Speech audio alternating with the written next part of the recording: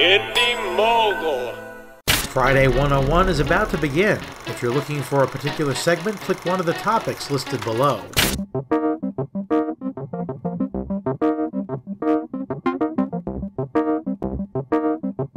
What's up, Indie Mogul? My name is Russell Hasenauer. Welcome to Friday 101.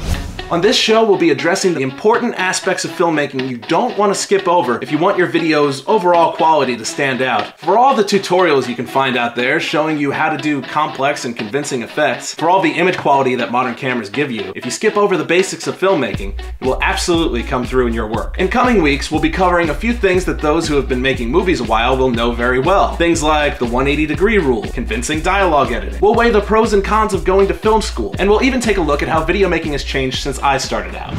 One of the first questions I received was from Chance Roberts Directs, who mentioned that his school was still using old mini DV cameras and wanted to know about an affordable HD camera they could pick up so their school wouldn't be so behind the times quality-wise. Now, if you're like me, you probably didn't even let me get through that sentence before the thought went through your head, T2i! And you're right. Now, it's important to remember how you use your camera is more important than how good its image quality is. But of all the cameras worth getting, the T2i is the cheapest. My first HD camera was the Sony HDR FX1. It cost $3,700, and that was considered a great price when I purchased it. With the T2i, you could buy almost 6 of them for that price. If you look at the right places online like eBay, Amazon, B&H Photos official site, you can get the T2i body only in the low $500 range. And if you want the 18 to 55mm kit lens that can come with it, that's only an extra $80 to $100, which comes with a built-in image stabilizer. A lens I would recommend having at least one of. But do you need to spend the $80 or more extra? And what about getting more lenses? While you can get by using just the kit lens, you're probably going to want more at some point, as having more lenses gives you more options and allows you to have more flexibility in developing your own unique visual style.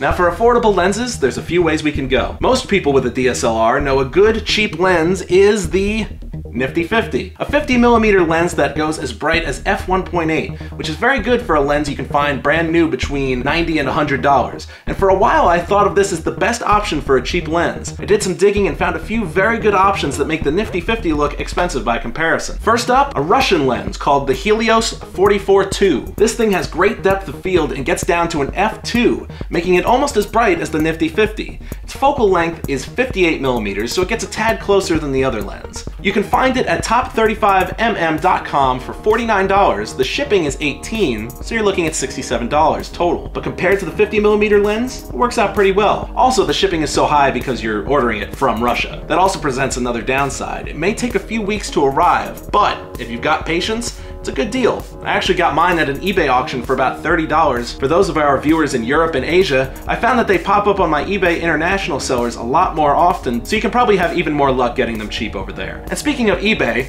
let's go back to that 18 to 55mm kit lens I mentioned earlier. It ups the cost of your T2i by about $80 to $100, which is great for a brand new lens. But there is another way if you're trying to keep costs down. A relatively common problem with the 18 to 55 lens is that the autofocus will stop working.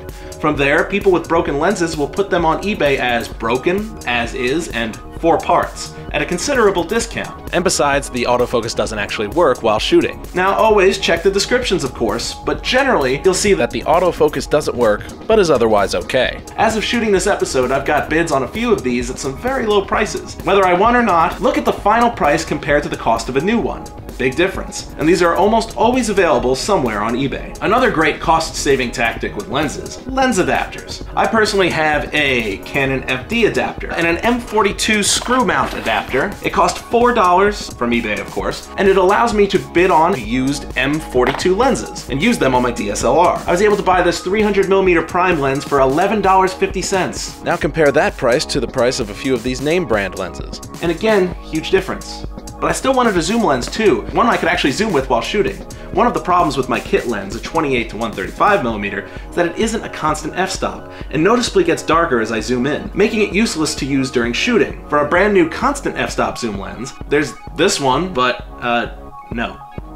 For $20, I got this old 70 to 210mm constant f-stop zoom lens. It's at a constant f4. Not bad. Another great feature, a macro setting on the lens itself that makes it so you can get extremely close.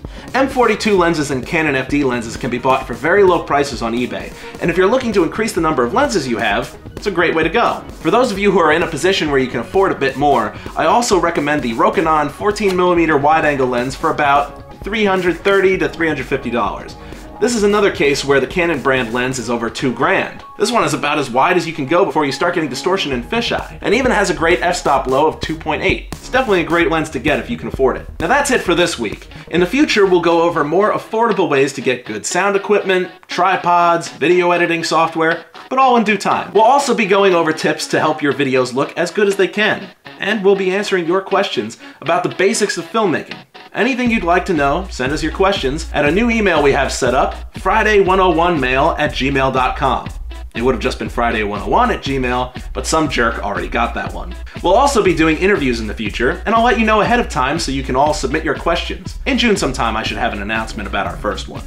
Also, if anyone out there feels that they have a movie they've made that they're not 100% happy with, send us a YouTube link to our email, and we might just put your video on the chopping block, analyze it, and go over what could be done to improve it. Next week, we cover one of the most important rules in filmmaking, the 180-degree rule. For now, here's a few links that expand on some of the things we talked about this week.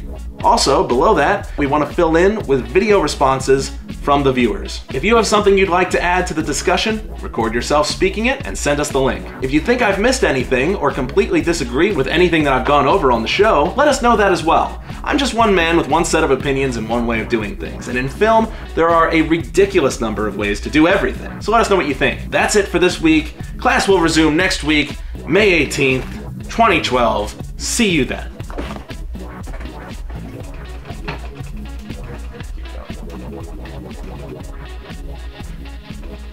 What the hell did he do to my desk? What the hell is all this?